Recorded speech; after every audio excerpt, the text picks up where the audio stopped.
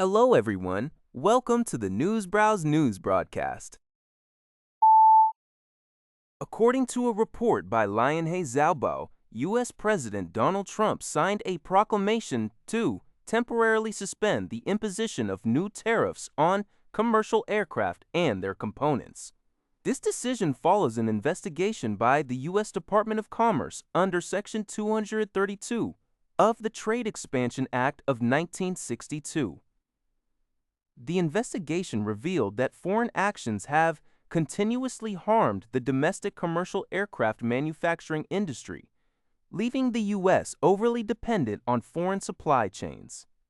However, U.S. Commerce Secretary Lutnick advised against immediately imposing additional tariffs to address these potential national security risks. Although the new tariffs have been deferred, the proclamation reserves the right for the U.S. to take further action in the future. The Trump administration is currently seeking further consultations with trading partners to adjust the scale of imports, ensuring that the volume of imported commercial aircraft and parts does not pose a threat to U.S. national security. According to a report by the Liberty Times, authorities in southern Spain have confirmed that a devastating wildfire in the town of Badar, located in the Almeria province of Andalusia, has claimed 12 lives. The regional government revised the death toll upward after several victims were discovered trapped inside their vehicles. The disaster comes as Spain grapples with a punishing nationwide heat wave, pushing temperatures close to 40 degrees Celsius in many regions. Approximately 150 firefighters, supported by 5 fire trucks, are currently battling the intense blaze under extreme weather conditions. Spain's military emergency unit is also expected to deploy shortly to assist in the operations. While the official cause of the fire remains under investigation, witnesses report that downed power lines may have ignited dry vegetation before the flames quickly swept through the surrounding forest.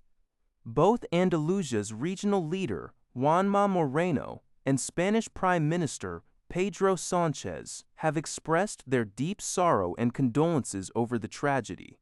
Experts note that climate change has made such extreme heat waves and large-scale wildfires increasingly frequent across the country. According to a report by Yifeng, Chinese artificial intelligence startup MiniMax has announced plans to raise approximately $0.54 billion through a share placement at HK$168 per share. In addition, the company plans to issue convertible bonds with a total principal amount of HK$6.5 billion at an initial conversion price of HK$335 working per share, representing a 12.64% premium over its last closing price of HK$197.4. On the same day, MiniMax successfully completed its latest funding round, raising approximately HK$16 billion over $2 billion. This round attracted over 20 long-term and sovereign wealth funds from the Asia-Pacific region, Europe, and the United States, and was oversubscribed by 7 times. The newly raised capital will be strategically allocated to AI infrastructure, large-scale model research and development, and global market expansion.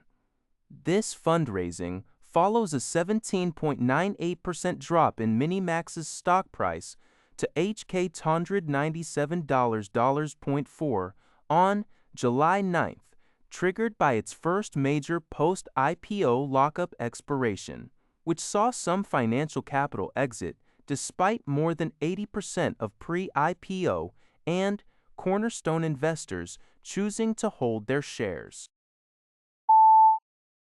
According to Phoenix New Media, OpenAI CEO Sam Altman announced that the newly launched GPT 5.6 Sol is OpenAI's best artificial intelligence model to date. In a recent interview with CNBC, Altman highlighted that in AI agent programming tasks, the model performs as well as, or even better than, mainstream competing models on the market.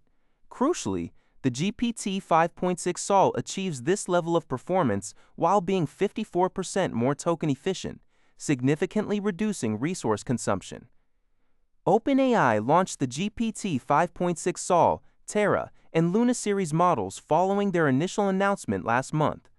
Altman revealed that the initial deployment of these models faced restrictions, which were implemented at the request of the United States government to facilitate the approval process and accelerate the safety testing and review of the models.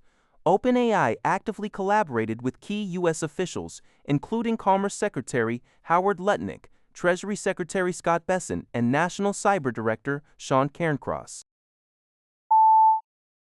According to NHK, Typhoon Bavi is approaching Taiwan and is expected to pass closest to the island between July 10th and July 11th.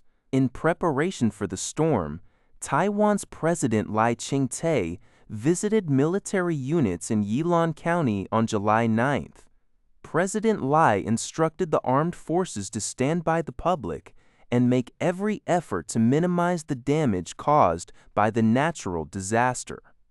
Taiwan's Ministry of National Defense announced that more than 28,900 troops have been mobilized and placed on standby to assist with disaster prevention and relief efforts. Meanwhile, local media reports indicate that residents are taking active precautions. Fishermen have been securing their vessels at ports with ropes, and farmers are rushing to harvest their vegetables and fruits before the storm hits. Meteorological officials in Taiwan have warned that strong winds and heavy torrential rains are expected to continue through July 11th. They have urged members of the public to remain highly vigilant and prepared for potential impacts. That's all for this video. Thank you for watching. See you in the next video.